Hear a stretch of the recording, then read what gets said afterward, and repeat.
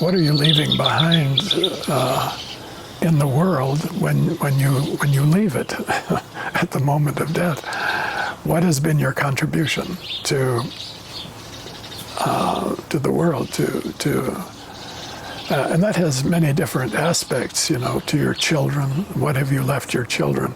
Not just in the way of property, but in the way of experiences of you, of yourself, of your spirit. Where have you taken them? What have you shown them? What have you taught them? What do you leave them with? Memories.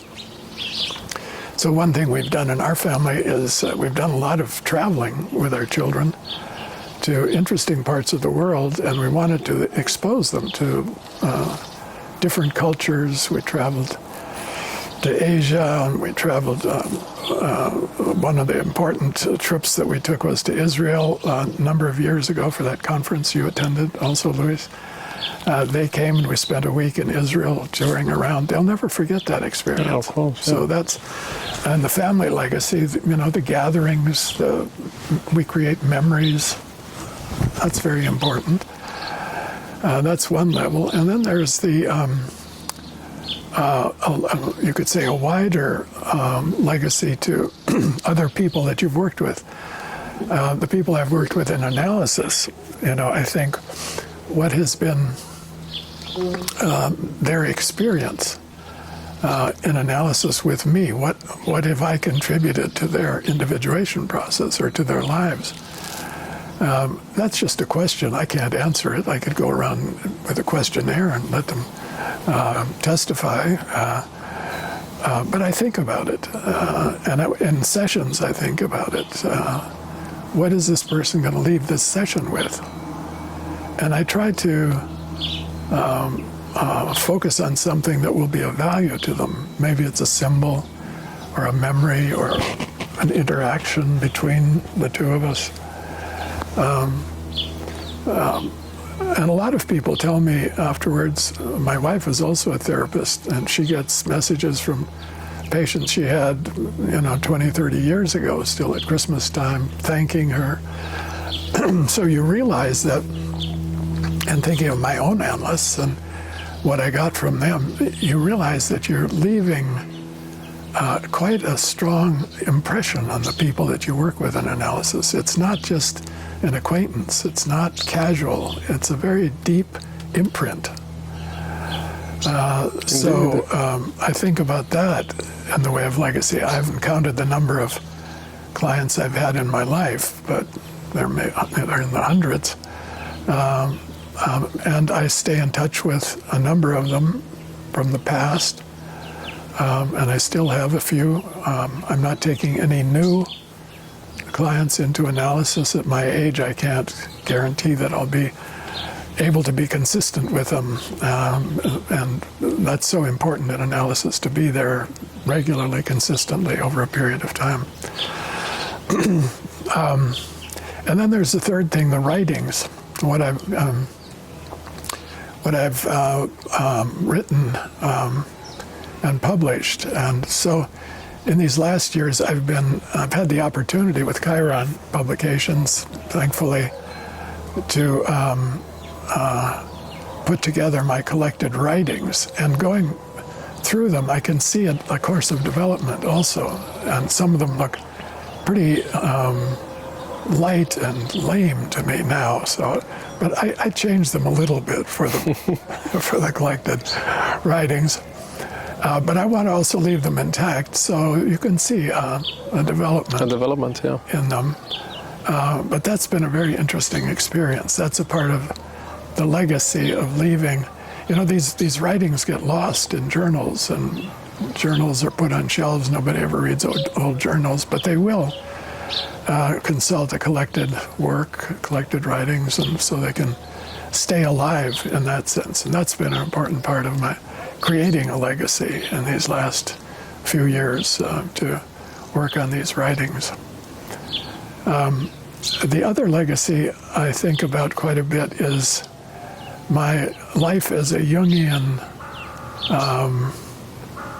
teacher and what somebody called me a Jungian executive one time. That's right, yeah. Well, you certainly have been. And from the beginning, I was involved in the creation of institutes. I graduated the Jung Institute in 1973 and went to Houston, Texas, and immediately met two people, James Hall and June Singer, the moment I landed at a conference, who were talking about creating a new society in the United States that would become the Interregional Society. I was a founding member of the Interregional Society. I think I was the first treasurer. They elected me treasurer. James Hall was the president. June Singer was the vice president. And out of that came the Chicago Society of Jungian Analysts. I was the first president of the Chicago Society. So I've had these roles. And then Tom Kirsch, my dear old friend who you met and got to know quite well, contacted me in, I think it was 1983 or so, and asked me if I'd be interested in joining the IEP program committee for the Congress in Berlin, which took place in 1986. And that was my first entry into the IEP on the program committee. And that was very exciting. We got to travel to Berlin for these committee meetings, and Hans Diekmann was the president at the time. And then when Tom Kirsch became president in 1989, he asked me to be his honorary secretary. So that was a step up in the hierarchy of the IAP. Sure. And from then on, I traveled the world for the IAP. Tom and I and our families went to China in 1994. It was the first official visit of Jungian executives to China in history. And we met with Heiyang Shen in Guangzhou, and then we went on to Beijing, and we talked to a lot of psychiatrists. And it was just the beginning of mental health movement in China at that time, and very early in their modern development. China has changed dramatically since then. And then I became president of the IEP in 2001, just before 9/11, a couple of weeks before 9/11. Oh, really? Yeah. Oh, I didn't know that. At Cambridge. I was elected president. Luigi Zoya had just finished his term. And then the world was in a state of huge transition. It was the end of the Cold War. China was open, Russia was open, Eastern Europe was open to Jungian thought for the first time in history, legally. And what we found out in Russia, for instance, was that people had been reading Jung under the table. It was illegal. If you were caught with a book by Jung, you could be imprisoned in Russia in Soviet times. But they were interested in depth psychology, and some Jungian books had been translated and were passed around in manuscript form. And this was the foundation of what later became the Jungian Society in Russia. And I was very fortunate to be right at the beginning of that development. In 2001, we set up a program of teaching. We developed the Reuter program in Russia, other countries, and started investing heavily in training Russian students to become analysts. They had some training in psychology and psychotherapy, but not very much. And we spent a lot of money and resources and energy in getting that going, because in the back of my mind, there was this strange thought that kept coming to me, this could all be shut down again someday. I see. Because I had experienced the Cold War. You couldn't get through the Iron Curtain in the Cold War. And I thought, this could happen again. Why not? So let's take the opportunity. The window's open, and we rushed in there, and we did a lot of work. So that now, when it's not closed, but relatively closed, I wouldn't go into Russia today. I wouldn't send anybody into Russia from outside today. But they are established, and they're doing their own training. And with internet, we can stay in contact. Yesterday, I did a seminar on active imagination with a group of Russian analysts and students, so we can keep it going online. And they're doing their own training in Russia now. So I feel that's a part of my legacy, to have created these structures that have built out the Jungian ideas and practice throughout the world. I visited Chile for the first time. I was the first Jungian to officially visit Chile. I went to Argentina, Brazil, South American countries, went to Mexico many times, worked with Patricia Michan. We set up a wonderful psychotherapy training program at her center in Mexico City. So this international work, which I'm not doing now, except online, I continue still giving lectures and some group supervision to people in China, Taiwan, Russia, other places. And the wonder of technology today is I can sit in my study here in Goldiwil and speak with people in the morning in Singapore, in the afternoon with people in Japan. Which one have you enjoyed the most? Is it possible to say? I've enjoyed it all. I must say, I love the traveling, meeting people, and you saw the result in the birthday party, in the festive party. These are all people. Joe Cambray, for instance, I selected as my honorary secretary. He then became president after me, and then he became president of Pacifica. So he's a very important figure in the Jungian world, and also very active in China. He and I did a lot of work in China together when I was president, and he continued that in his administration. So, people like that. John Beebe I met back in the 70s, and then I got a lot of assistance from him when I created the first edition of Jungian analysis. It's a book I published through Open Court Publications in 1980, and the idea came to me to create a textbook for the study of Jungian analysis, using experienced analysts to write chapters on various aspects of analysis. So I broke it down into 4 or 5 sections and found 20 American analysts to contribute to it. And the key to making that work was a visit I made to San Francisco at the invitation of Tom and John Beebe, who both were very close to Joe Henderson. And Joe Henderson was the figure in San Francisco. And we had a meeting in Joe's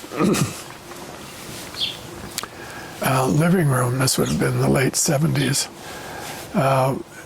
And I described my program. Tom was there, John Beebe was there. And he nodded his approval. Turned the key.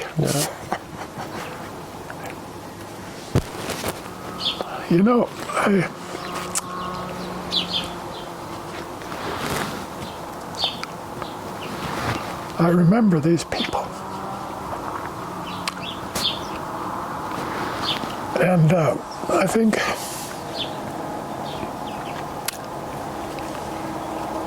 when I think of my testament and heritage, I'm thinking of them. I inherited from them.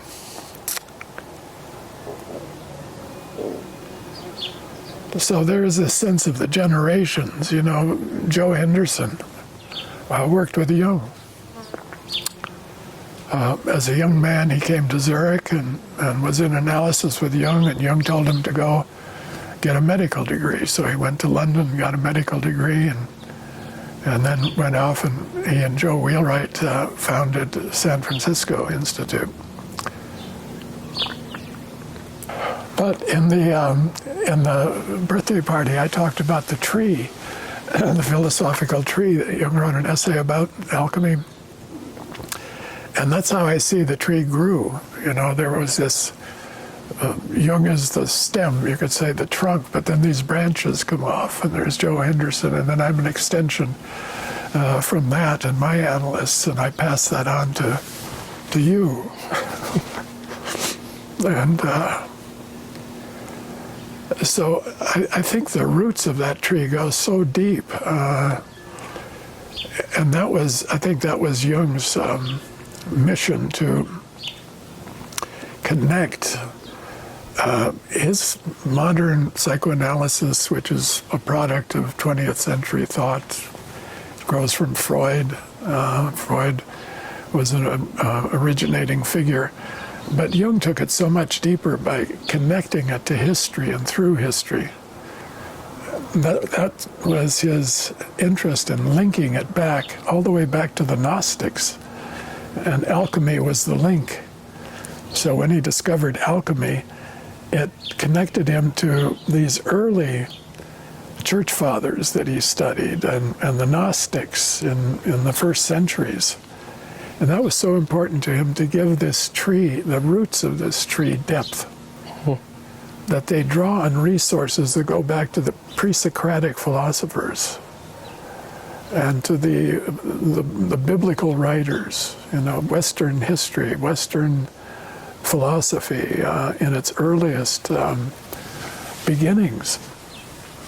And so if the tree has those kind of deep roots, those are still resources. You can still study the Gnostic writings, which have now been published and translated in a way that Jung didn't have access to, new discoveries. But the roots of Jungian psychoanalysis reach down all the way back into the beginnings of Western culture. Through alchemy and Gnosticism.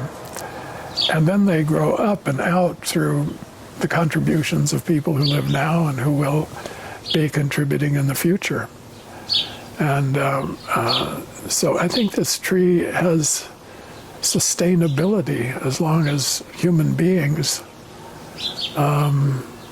exist on this planet and are interested in consciousness and discovering their own inner depths, because what this study of depth psychology leads you to is the realization that you have depth. It isn't just out there, it's in there. So the study of the texts leads you to reflect on your own dreams and symbols, and helps you link and connect through your depths to the depths of human history. And that's how we link up to the collective unconscious and to the depths of the soul.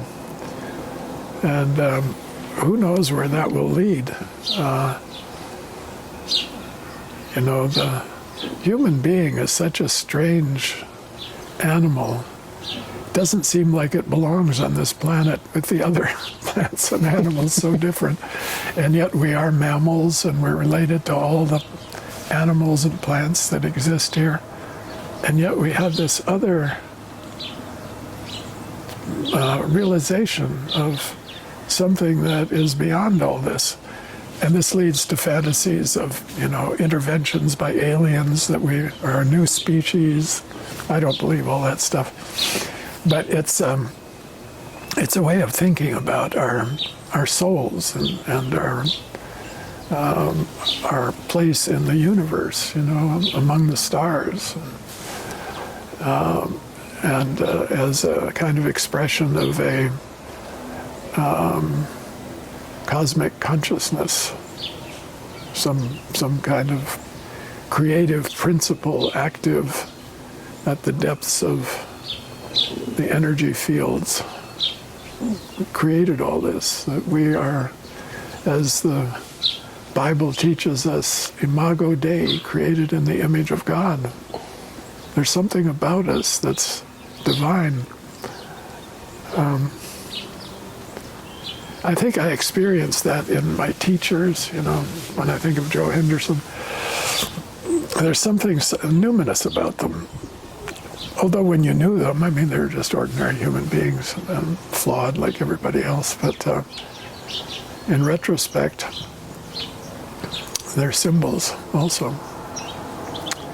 I resonate with them. Yeah, you do.